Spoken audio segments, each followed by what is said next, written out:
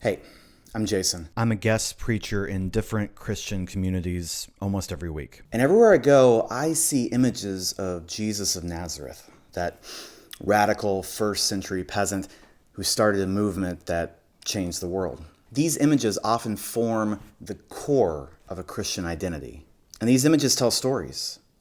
They tell of a wandering, homeless Messiah, a prince of peace, a subversive revolutionary. And these images share one thing in common.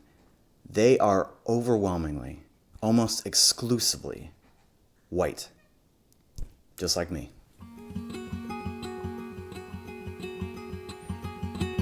It's an interesting thing since the notion of a white race wasn't invented when Jesus roamed the earth. The concept of race came about during the time of the scientific revolution in Europe, meant as a way to both explain peoples who weren't European and to justify colonialism, imperialism, and especially the newly burgeoning Atlantic slave trade.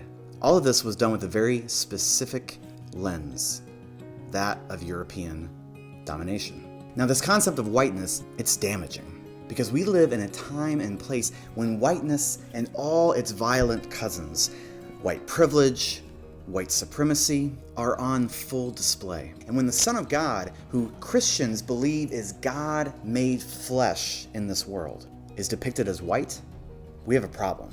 Because whiteness was created with a specific goal in mind. In the name of the greatest people that have ever trod this earth. To be white was to consolidate power within systems. Segregation forever.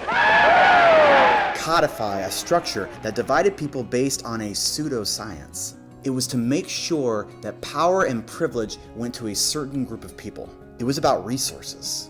It was about money. Whiteness and white supremacy stand diametrically opposed to the empire that God brings. It's high time we recover Jesus, the radical first century Palestinian Jew. The unbiblical, unchristian, white Jesus has us in a precarious position as people of God. It is an idol of the highest order. The very soul of our church is at stake, and we got to talk about it.